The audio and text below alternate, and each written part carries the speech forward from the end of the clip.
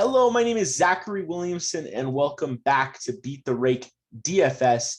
I'm here to break down a two-game UCL slate with a little bit of bonus coverage of a two-game EPL slate. Make sure you hit the like button, hit the subscribe button. We are doing really well as well. If you want to join our Discord or become a Patreon member, I did really well today in soccer. I came in 7th in one of the GPPs.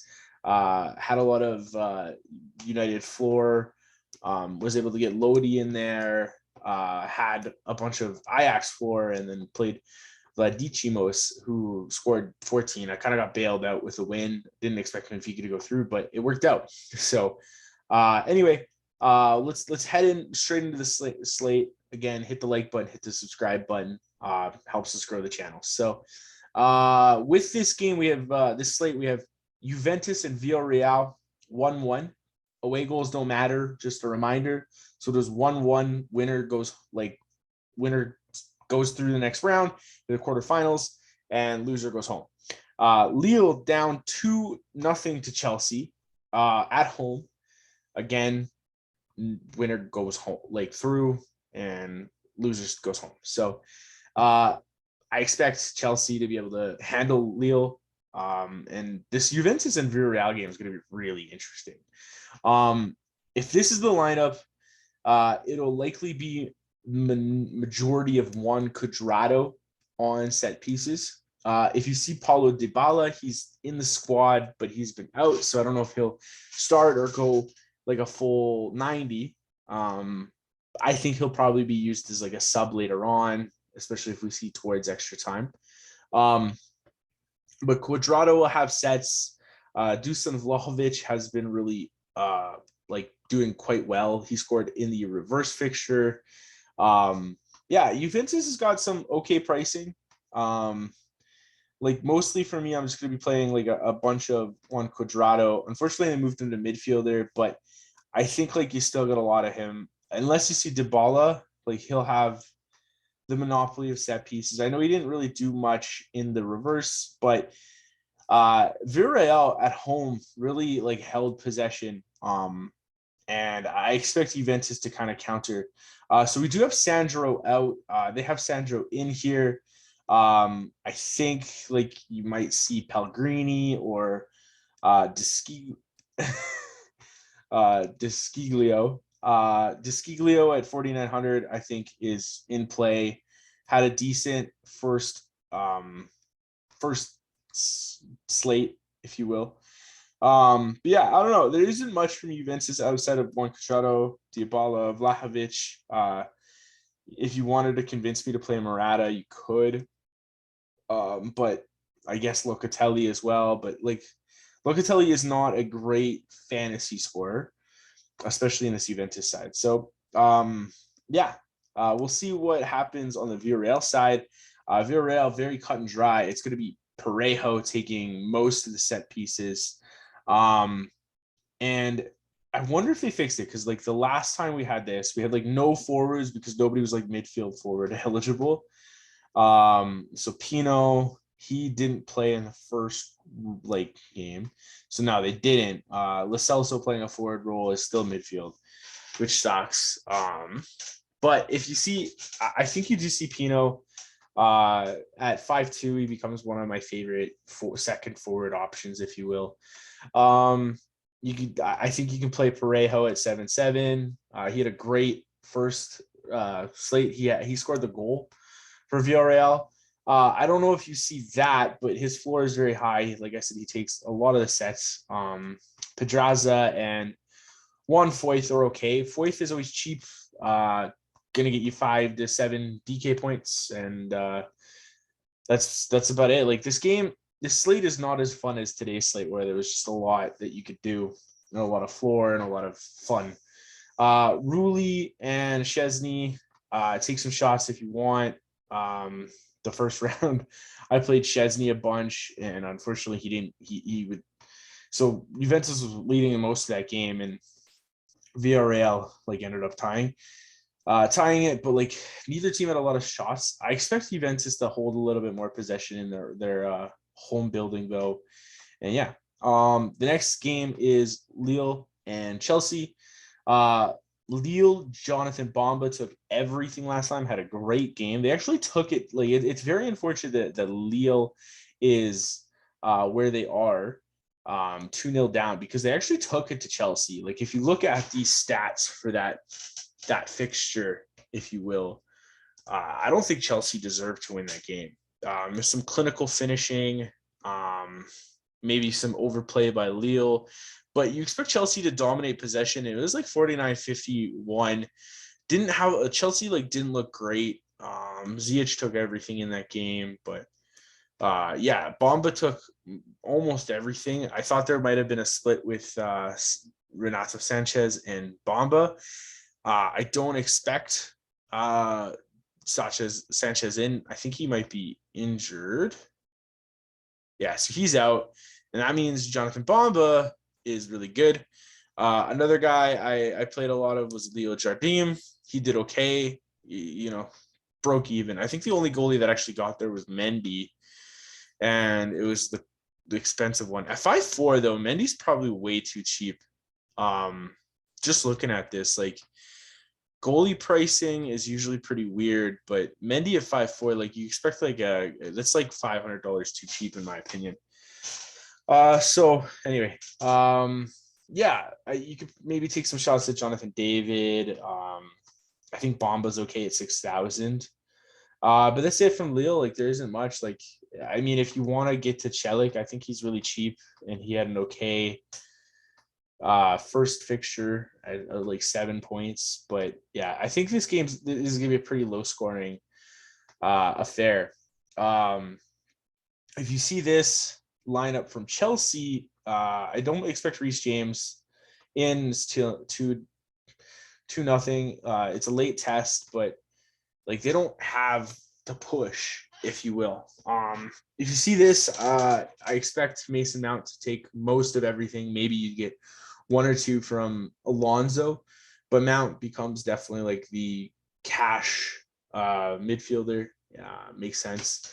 And Chelsea's pricing is okay. I think it's kind of favorable for guys like Havertz.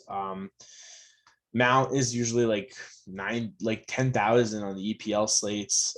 If you see Ziyech no Mount for some other reason, 8,200 for Ziyech makes a lot of sense, but 8,400 for Mount, I'll just play a lot of that. I think your decision is if you're going to play Lukaku. Lukaku scored in. He didn't actually play in the first game. Actually, I think they went with Kai Havertz as a false nine, and they went Pulisic and Ziyech, if I remember correctly. And yeah, that's what they did. And Pulisic was the one to score. But if Lukaku starts, he hasn't been playing, you gotta think he plays at some point. They spent a lot of money on this. So I think do you play Lukaku at 6,800? It's kind of a deciding factor, or do you play a second Juventus guy? Do you go down to Pino? Do you go down? Do you play Vlahovic and Danjuma? Yeah, I think it'll be interesting to see. 6,800 is one you actually have to look at. Yeah, I'll probably get to some Cesar Azpilicueta. Marcus Alonso is probably a little bit too expensive at 6,000 without a Sets Monopoly, but he's okay. Kovacic is decent at 4.7 with his price.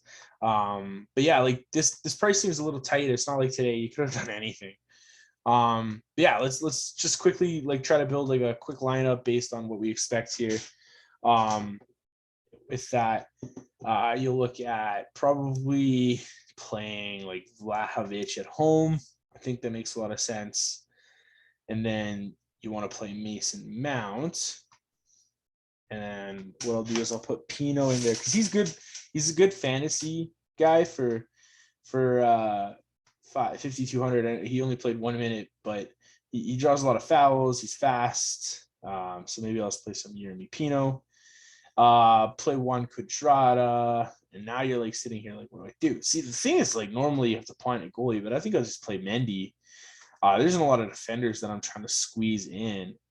So maybe I play like a Danilo. I think Danilo had a decent first game. Got an assist, but okay, he just got an assist. 4-7 for Danilo's okay. Desciglio, if he starts, because there's no Sandra, I like him. I like to prefer him. I think so. Maybe I'll play Desciglio. And we're looking here. Maybe we do come in and play like a Chelik. Who do they have for Chelsea's? Rudiger, Chalaba. Play some Juan Foyth. Where does that put me?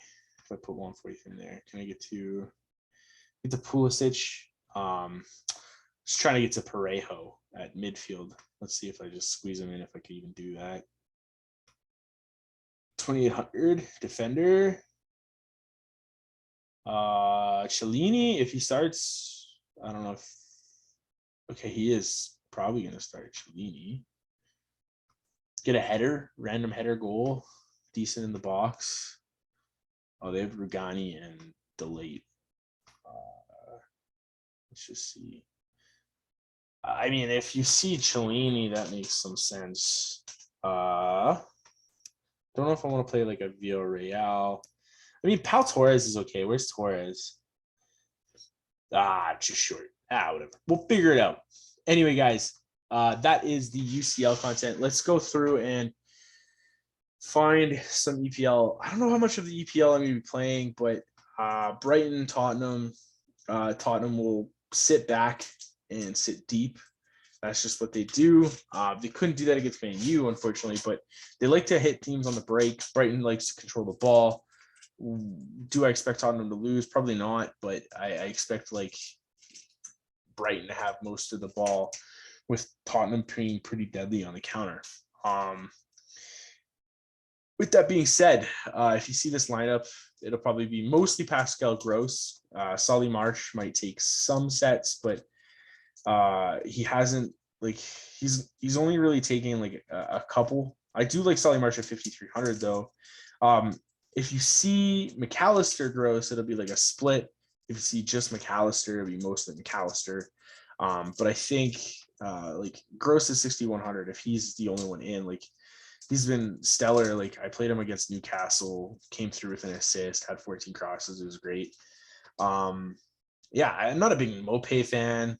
I think you can play Cucurella or Lampsey as well. Both are really cheap. Like, it just looks like Brighton is really cheap, which will be a nice outlet on this slate where you have Tottenham, Liverpool, and Arsenal. If you want to play Robert Sanchez, go for it. I think Tottenham's really deadly on everything. So if we look at this is how they lined up against Man U. Lost Man U, but I do expect this to be similar. Son and Ruglion split, I think, at 5,700. Ruglion is probably your top wing back outside of the Liverpool guys. Doherty's been okay as well at 5,300. Kulusevski, Son, Kane, all guys I'm going to get to. Bentancur has been better, but he was decent against Man U. He kind of started to run that midfield a little bit more, which was nice. It'd be interesting to see if we get more of that from Bentancur moving forward. But yeah, I don't know if I'll get to a lot of Lloris. You could probably talk me into it. Yeah, that's that game. There's not much, like I said, on this slate for me, but I'll place like maybe a couple lineups in the EPL just because I like EPL soccer. This game is going to be interesting. So it is Arsenal at home to Liverpool. This game has been pushed off for like a month or so. The last time these two faced, it was in the Carabao Cup semifinal with Liverpool winning. I believe it was like 1-0 on aggregate. First fixture, they got a red card. Xhaka got a red card. And yeah, that I will say in that game, both fixtures, Arsenal surprised me with how much they're actually able to take it to Liverpool. On the weekend, it was kind of a split between Martinelli and Saka. Like, Partey scored a goal, so Cedric took some dead balls, but I wonder if Arsenal's been priced down, because I feel like 85, potentially. 72 for Martinelli is really nice. 6,700 is okay for Lacazette. Odegaard, probably at 62 he's okay. I'll have some shares or take some shots. Looks like they really like loosened the pricing on the EPL slate. They're like, forget that's where all the Champions League pricing is they gave it to the EPL. Yeah, that's probably it. I'll probably, maybe you can convince me to play some Tierney. I don't love playing Tierney with a guy like Cedric though. If it's Tomiyasu who has been dealing with a knock, like I prefer Tierney more because Tomiyasu, oh, he's doubtful. So Cedric Soares at he's okay at 4-1, but I'm not a big Tierney guy. But 4-5, that's pretty reasonable. There's a lot of good wingbacks on this roll. I don't think we see Salah. Salah is dealing with a knock at 8,900.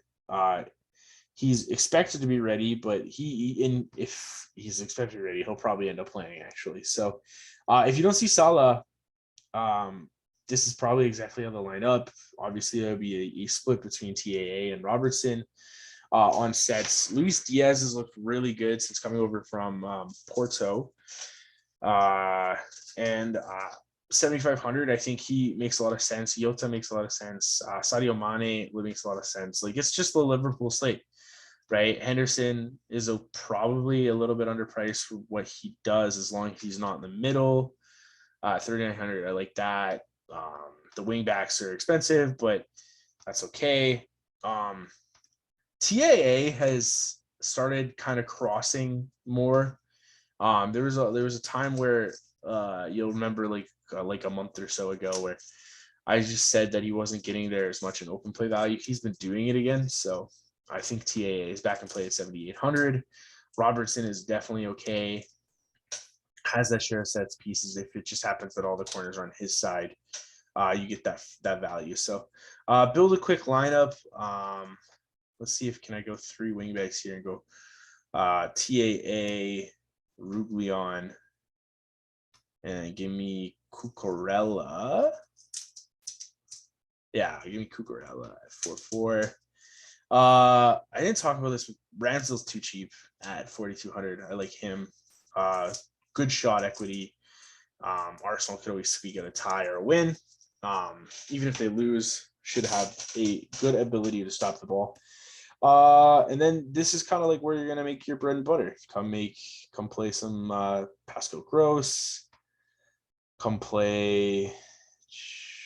See, like this is where all the midfield forwards are too. Jeez, DK, do that for the Champions League, please. All right, and now you're sitting pretty. Maybe you want to play Kane. Kane's been on fire lately. At scored here, got a penalty here, 2 goals against Everton, scored here. Didn't score here, but scored here. Even had like 8 floor points. Like Kane's back. So I like Harry Kane at 9.7. Jota, Martinelli. Then you have like 1,000 left here. So like we can go up. I didn't build a line. Doherty, Lamptey, Solly March. All look good. All right, guys, that's it from me. Make sure you hit the like button, hit the subscribe button. If you have any questions, let me know. And good luck tomorrow. Cheers.